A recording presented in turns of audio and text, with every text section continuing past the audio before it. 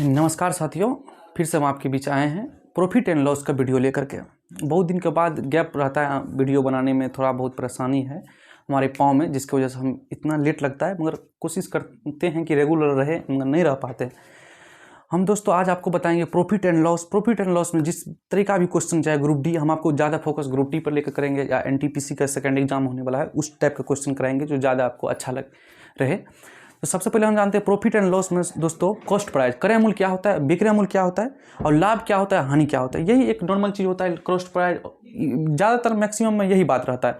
अगर आप इसको अच्छा समझ लीजिएगा तो फिर आपको कोई दिक्कत नहीं होगा। जैसे क्रय मूल्य की बात करें हम दोस्तों, इसको इंग्लिश में बोलते हैं कॉस्ट प्राइस। तो कॉस्ट प्राइस क्या होता है दोस्तों, जैसे कोई वस्तु हम जितना रुपया में खरीदते हैं, जैसे हम यही मार्कर 30 रुपया में खरीदे तो इसको हम बोलेंगे कॉस्ट प्राइस, क्रय मूल्य। अगर यही मार्कर को हम 35 रुपया में बेचते हैं तो उसी को बोलते हैं विक्रय मूल्य। तो हम देखिए यहाँ लिखे हैं कॉस्ट प्राइस, क्रय मूल्य। जिस मूल्य पर कोई वस्तु खरीदा जाता है उसको हम कॉस्ट प्राइस मतलब क्रय मूल्य बोलते हैं। और जिस सेलिंग प्राइस, जिस मूल्य पर अगर कोई वस्तु को हम बेचा जाता है उसे हम सेलिंग प्राइस बोलते हैं, विक्रय मूल्य बोलते हैं। देखिए कॉस्ट प्राइस को सीपी बोलते हैं और विक्रय मूल्य को, सेलिंग प्राइस को एसपी बोलते हैं। ये याद रखिएगा। आगे से हम आपको सीपी और एसपी ही लिखेंगे, नहीं कि पूरा लिखेंगे कॉस्ट प्राइस मतलब पूरा क्रय मूल्य और पूरा विक्रय मूल्य। ये बात को आपको ध्यान देना दोस्तों। देखिए मार्क प्राइस देखे होंगे आपको, छापा हुआ मूल्य, जैसे अंकित मूल्य जिसको बोलते हैं। जैसे आप जीन्स खरीदने गए तो कोई जीन्स का 1100 रुपया दाम है, 1400 रुपया दाम है, उस पर बोलता है कि 30% का छूट देते हैं। तो आपको क्या लगता होगा कि इतना में खरीद कर लाया उतने पर 30% छूट देता है। नहीं दोस्तों, वो जैसे 500 रुपया में खरीद कर लाया तो वो एक्स्ट्रा एक दाम उस पर बैठा देता है, जैसे 600 रुपया, उस पर वो 10% 20% छूट दे देता है। वो उसका जो छूट देने के बाद जो बचा वो विक्रय मूल्य होता है। तो उसी के जैसे जो प्राइस लिखा हुआ रहता है उस पर मार्क प्राइस, जिसको आप बोलते हैं प्रिंट प्राइस, जिस वस्तु पर, उसको बोलते हैं हम छापा मूल्य या अंकित मूल्य। इसके बारे में भी अलग से आपको हम बताएंगे जब क्वेश्चन आएगा। तो अंकित मूल्य पर क्वेश्चन कैसे पूछा जाता है और उस पर छूट कैसे दिया जाता है, जिसे बट्टा कहते हैं, खासकर इसमें बट्टा बोला जाता है। उसके बाद देखिए दोस्तों लाभ बराबर क्या होता है, लाभ कैसे हो सकता है। जैसे किसी वस्तु को हम जैसे 50 रुपया में इस वस्तु को खरीदे, अगर 60 रुपया में बेचेंगे तभी लाभ होगा, नहीं तो ऑटोमेटिक है। अगर 50 रुपया में किसी वस्तु को खरीदे और 60 रुपया में बेचे तो इसका मतलब क्या हुआ, selling price minus cost price, मतलब विक्रय मूल्य माइनस क्रय मूल्य, तब 10 रुपया हमको लाभ हुआ। तो वही यहाँ पर हम लिखे हैं कि लाभ बराबर selling price minus cost price. हानि बराबर मित्रों क्रय मूल्य माइनस विक्रय मूल्य। अगर जितना हम खरीदे उससे कम में अगर हम किसी वस्तु को बेच देते हैं तो उसको हानि बोलते हैं। यहाँ पे एक चीज हम लिखे हैं दोस्तों, profit and loss always calculate CP where never question does not set to calculate. मतलब इसका कहने का मतलब हुआ दोस्तों, जब तक आपको लाभ या हानि आपको बोला नहीं जाए कि विक्रय मूल्य पर है, तब तक आप हमेशा क्रय मूल्य पर ही ज्ञात कीजिएगा। ये चीज इसमें लिखा हुआ था। अगर जिन साथियों का स्क्रीनशॉट लेना है लीजिएगा, आप उसके आगे हम आपको बताते हैं।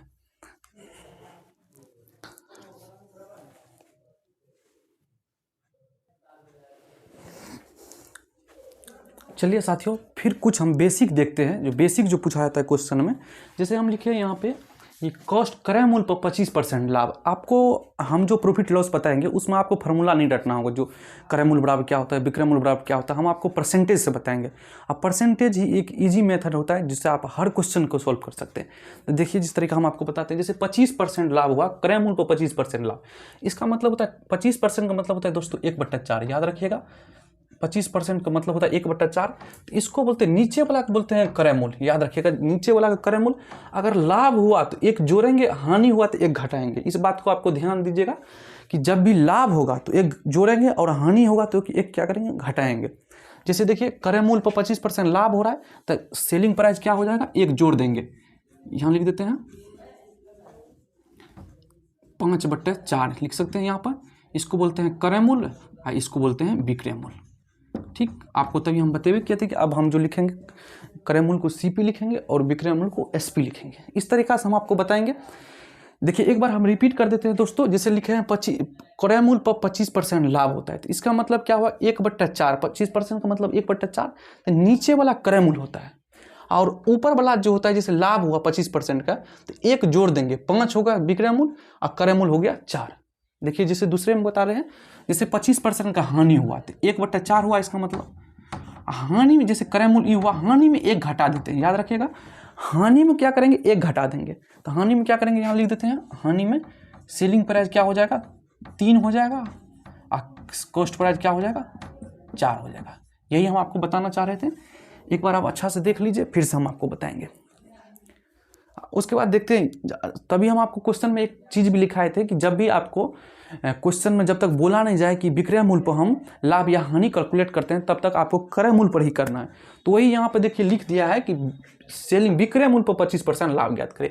तो विक्रय मूल्य का 25% लाभ का मतलब क्या हुआ दोस्तों? 25% का लाभ का मतलब होता है 1/4। तो ये हो जाएगा विक्रय मूल्य। तो क्रय मूल्य कितना हो जाएगा? इसका उल्टा होता है। यहाँ पर क्या होता है? इसका उल्टा होता है। जब ये लाभ हुआ तो एक क्या कर देंगे, यहाँ पर घटा देंगे। तो क्रय मूल्य कितना हो जाएगा? 3। अब विक्रय मूल्य तो यहाँ दिया हुआ है 4। सेम ई आप अपना से बना के देखिएगा। चलिए एक बार हम रिपीट कर देते हैं। दोस्तों हम आपको सबसे पहले बताएं कि जैसे कि क्रय मूल्य पर जो लाभ होता है, तो जैसे 25% का लाभ होता है, 25% के क्या लिखेंगे? 1/4। तो 4 क्या हो जाएगा? नीचे वाला को बोलते हैं हम क्रय मूल्य। अगर लाभ हुआ तो 1/4 जैसे लिखे, तो उसका विक्रय मूल्य कितना हो जाएगा? 5। वही अगर हानि होता है तो 1 घट जाता है। यही हम आपको बताएं। चलिए जिन दोस्तों को अगर लिखना है लिखिए, उसके बाद हम आपको क्वेश्चन कराते हैं एक एक करके।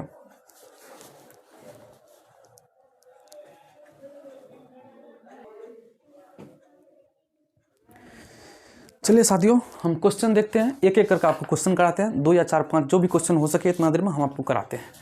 मित्रों पहला क्वेश्चन देखते हैं। पहला क्वेश्चन है कि एक दुकानदार एक वस्तु को 800 रुपये में खरीद कर 850 रुपये में बेच देता है, तो लाभ प्रतिशत ज्ञात करिए। बनाते हैं क्वेश्चन को दोस्तों। एक दुकानदार क्या है, एक कॉस्ट प्राइस कितना दिया हुआ? क्रय मूल्य दुकानदार को 800 रुपया और सेलिंग प्राइस कितना दिया हुआ? 850 रुपया। तो यही पूछ रहा है कि 800 रुपया में खरीदता है, 850 रुपया में बेच देता है, तो लाभ कितना हुआ? देखिए दोस्तों 800 रुपया में खरीदा, 850 रुपया में बेच दिया, कितना का लाभ हो गया? 50 रुपया का लाभ हुआ। कैसे समझे? क्या कि विक्रय मूल्य माइनस क्रय मूल्य कर दिए। तो यहाँ लाभ बराबर हम लिख देते हैं, कितना हो जाएगा लाभ बराबर? 50। तो प्रतिशत लाभ बराबर एक सूत्र होता है, आप लिख भी लीजिएगा इसको, लाभ गुना 100 बट्टा क्रय मूल्य। तो लाभ कितना हुआ? 50 गुना 100 लिख देंगे, बट्टा क्रय मूल्य कितना हो जाएगा? 800 रुपया। काट दीजिए, ये खत्म। ये हो जाएगा दोस्तों 6.1/2, 6.1/2%। यहाँ लिख देते हैं। इसका आंसर कितना हो जाएगा? 6.1/2% आंसर। देख लीजिए, फिर से हम रिपीट कर देते हैं क्वेश्चन को। 6.1/4 होगा जी। कितना है? एक दुकानदार एक वस्तु को 800 रुपये में खरीद कर 850 रुपये में बेच देता है। 800 रुपये में खरीदा, 850 रुपये में बेचा, तो 50 का अति हुआ। उसके बाद ये 0 से 0 खत्म, 8 6 48, 2 हुआ नहीं, इसलिए तो बोले मिस्टेक कहाँ हो रहा है भाई? 1/4%। ये इसका आंसर हो जाएगा। जिन साथियों को लिखना है आप लिख सकते हैं, नहीं लिखना है कोई बात नहीं। दूसरा क्वेश्चन हम करते हैं। डिफरेंट टाइप के क्वेश्चन है साथी, आप देखते चलिएगा।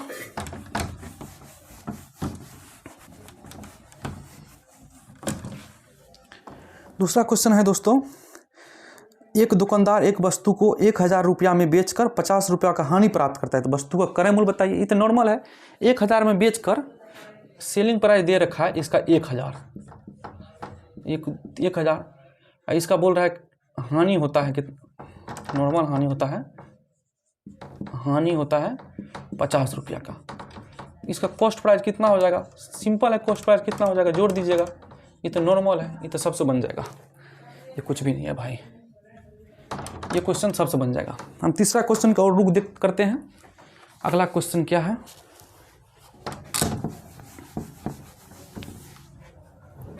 अगला क्वेश्चन है दोस्तों, एक व्यक्ति एक साइकिल को 25 रुपया में खरीदता है और 500 रुपया उसकी मरम्मत पर खर्च करता है। बढ़िया क्वेश्चन है भाई। एक व्यक्ति एक साइकिल को 25 रुपया में खरीदता है और 500 रुपया मरम्मत पर खर्च करता है, तो 25% लाभ कमाने के लिए उस साइकिल को कितने रुपया में बेचना होगा? देखिए क्वेश्चन है दोस्तों, कॉस्ट प्राइस कितना हो जाएगा दोस्तों? 2500 रुपया में खरीदता है, 500 रुपया मरम्मत करता है, तो उसका कॉस्ट प्राइस कितना हो जाएगा? 3000 रुपया, याद रखिएगा। और सेलिंग प्राइस कितना हुआ दिया है दोस्तों? सेलिंग प्राइस नहीं दे रखा है क्या? उसका 25% का लाभ होता है, 25% का लाभ होता है। आपको अभी एक बात बताए थे, जब 25% का प्रॉफिट हो रहा है, 25% का प्रॉफिट हो रहा है दोस्तों, तो इसका मतलब होता है क्या? 1/4। पीछे हम बताए थे आपको, इसका मतलब होता है 1/4। मतलब 4 क्या है? कॉस्ट प्राइस है, 1 जोड़ देंगे, जब भी सेलिंग प्राइस का बात होगा तो कितना हो जाएगा? SP का कि लाभ हो रहा है, सेलिंग प्राइस कितना हो जाएगा 5 हो जाएगा। उसके बाद देखिए CP मतलब 4 का वैल्यू दे रखा है, 5 का वैल्यू हमको कह रहा है निकालने के लिए। ये यहाँ से क्वेश्चन आपसे बन जाएगा दोस्तों, क्या कॉस्ट प्राइस क्वेश्चन था जे एक व्यक्ति एक साइकिल को 25 रुपया में खरीदता और उससे 500 रुपया उसकी मरम्मत पर खर्च करता है। 25% लाभ कमाने के लिए उस साइकिल को कितने रुपए में बेचना होगा। सिंपल दे रखा है क्वेश्चन, 4 का मान दिया हुआ है, 5 का मान निकालेंगे। 4 का मान कितना दिया है 3000, 5 का मान यहाँ से आपको निकालना है। 1 का मान निकाल लेते पहले, 4 7 28, 2 4 5 20। 1 का मान कितना हुआ 750, तो 5 का मान कितना हो जाएगा 750 गुने 5, 0 5 5 7 5 3750, यही इसका आंसर हो जाएगा। ठीक ना दोस्तों, समझे। देखिए किस तरीका बताएं, फिर से हम आपको समझा देते हैं क्वेश्चन। देखिए लिखा था दोस्तों 2500 रुपये में कोई साइकिल को खरीदता है और 500 रुपया उसको मरम्मत पर खर्च करता है, तो कितना हो जाएगा टोटल जोड़ कर जितना होता है वही होता है क्रय मूल्य। तो टोटल क्रय मूल्य कितना हो गया 3000 रुपया। उसके बाद उस पर 25% का लाभ होता है, तो बोलता है विक्रय मूल्य क्या होगा। तो जब ये 25% का लाभ हुआ तो 25% का लिख सकते हैं 1/4। आपको हम जब भी बताए थे कि नीचे वाला क्या होता है क्रय मूल्य होता है। अगर नीचे वाला क्रय मूल्य हुआ तो 1 जोड़ देंगे, अगर लाभ हुआ तो 1 जोड़ देंगे, हानि हुआ तो 1 घटा देते। तो लाभ हुआ तो क्या होगा 1 जोड़ देंगे, तो सेलिंग प्राइस उसका विक्रय मूल्य कितना हो जाएगा 5 हो जाएगा, उसका क्रय मूल्य कितना हो जाएगा 4। तो 4 का मान हमको दिया हुआ था 3000, 5 का मान हमको निकालना था 3750 हो गया। ठीक ना, यहाँ से आप देख लिए। अगला क्वेश्चन देखें,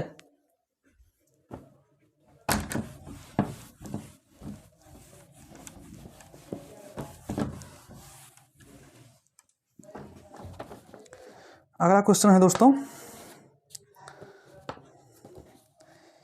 एक व्यक्ति एक वस्तु को 1800 रुपये में बेचता है और 20% का हानि प्राप्त करता है, तो वस्तु का विक्रय मूल्य क्या होगा यदि 20% लाभ कमाना चाहता हो। ये नॉर्मल क्वेश्चन है दोस्तों, फिर से क्वेश्चन देख पढ़ते हैं, आपको तो क्वेश्चन दिखाई जा रहा होगा। एक व्यक्ति एक वस्तु को 1800 रुपये में बेचता है और उस 20% का हानि प्राप्त करता है, तो वस्तु का विक्रय मूल्य क्या होगा यदि 20% का लाभ कमाना हो। 20% का हानि, देखिए 20% का हानि मतलब कोई वस्तु अगर हम क्रय मूल्य मान लेते हैं 100% है दोस्तों, तक 20% का हानि प्राप्त करता है। मतलब है कि उसको ऐसे नहीं बनाए, सिंपल देखिए नॉर्मल क्वेश्चन है दोस्तों, इसको इस टाइप का बनाते हैं कि 80% का मान दिया हुआ है, 20% का हानि प्राप्त होता करता है, तो वस्तु कितना रुपये में बेचता है, इसका विक्रय मूल्य कितना हो गया 1800 रुपया। 1800 रुपया तो बोलता है 120%, मतलब 20% का लाभ प्राप्त होता है। 120% का मान बोल रहा है निकालने के लिए, तो यहाँ से निकाल लीजिएगा 80 गुना 120, यहाँ से आप निकाल सकते हैं। ये खत्म, 4 दूना 8, 4 तिया 12, 2 9 18, 2700 इसका आंसर हो जाएगा।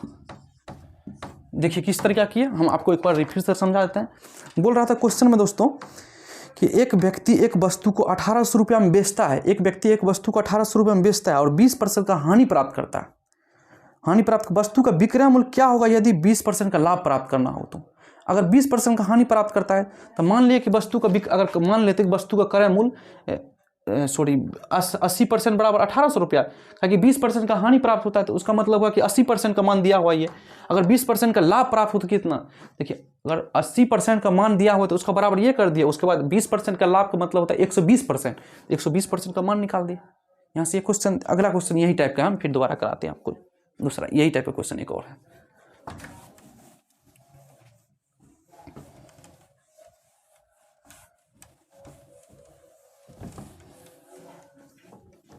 अगला क्वेश्चन है दोस्तों, एक दुकानदार 2000 रुपया में बेचता है, तो 25% का हानि प्राप्त होता है, 20% का लाभ कमाने के लिए उस वस्तु को कितना रुपये में बेचना होगा।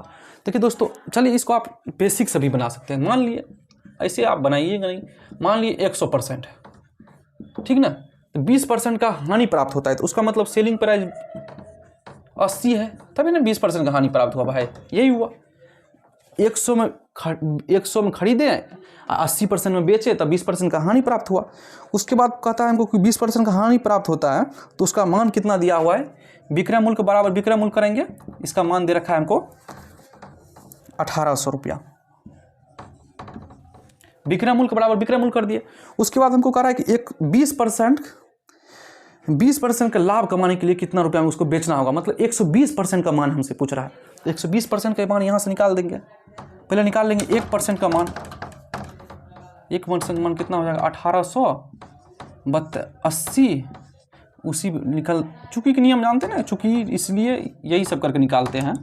1880 गुने 120 इस टाइप का। यहाँ से यहाँ काट लीजिए आप।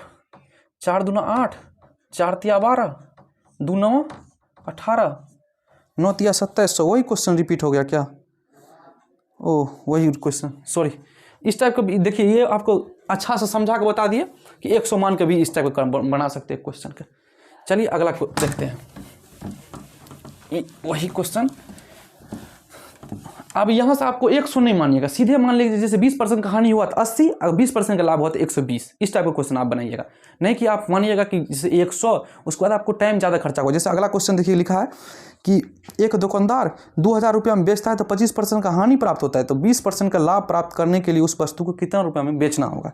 सिंपल मान लेते हैं, 75% का मान दिया है हमको क्वेश्चन में। भाई 75% का मान दे रखा है ना, तो लिख लेंगे 75% बराबर लिखते हैं। कितना दे रखा? 75% बराबर 2000। तो हमको निकालना है कितना परसेंट का मान? 120% का मान। तो 1% का मान निकाल देते हैं पहले।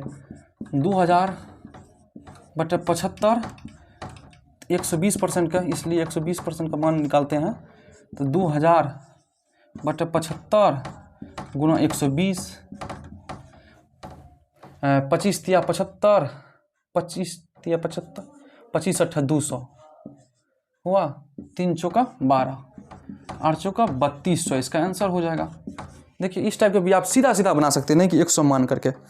चलिए दोस्तों, एक क्वेश्चन और है, देख लेते हैं क्वेश्चन। एक क्वेश्चन और है, बता रहे हैं आपको। ये अलग टाइप क्वेश्चन है अपने आप में।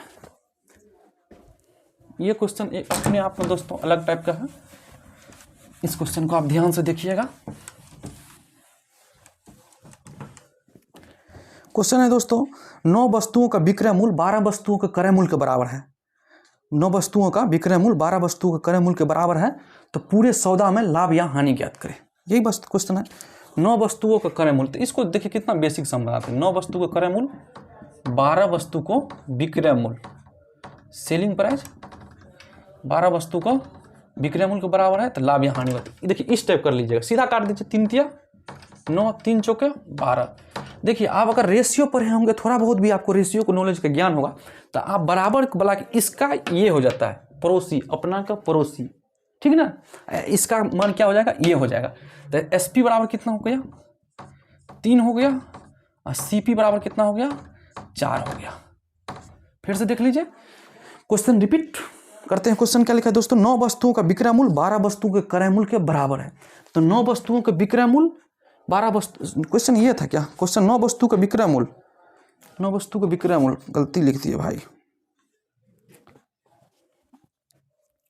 एक क्वेश्चन गलती लिख दिए तो कह रहे हैं कैसे कैसे लिख दिया। चलिए क्या लिखा है? 9 वस्तुओं का विक्रय मूल्य, तो 9 वस्तु का विक्रय मूल्य सेलिंग प्राइस, 12 वस्तु का क्रय मूल्य, 12 वस्तु का क्रय मूल्य का बराबर। अब है क्वेश्चन सही। 9 वस्तुओं का विक्रय मूल्य 12 वस्तुओं का क्रय मूल्य के बराबर है। यहाँ से काट दीजिए। 3 तिया 9, 3 चौके 12, सीपी बराबर 3, एसपी बराबर 4। कितना परसेंट का लाभ हुआ? 25% का। कैसे? 4 में 3 गया, 1 बट्टा गुना 100 नहीं हो गया 25% का। सीधा, उतना दिमाग नहीं लगाना है, सीधा देखिए। लाभ बराबर क्या होता है? लाभ गुने 100 बट्टे क्रय मूल्य, लाभ गुने 100 बट्टे क्रय मूल्य, वही कर दिया, ठीक ना, 25%। चलिए दोस्तों, आज भर हम इतना ही रहने देते हैं। आपको अगर हमारा वीडियो अच्छा लगे तो आप लाइक सब्सक्राइब करना हो तो करिए, नहीं तो कोई बात नहीं। उसके बाद आज भर इतना ही रहने देते। जय हिंद।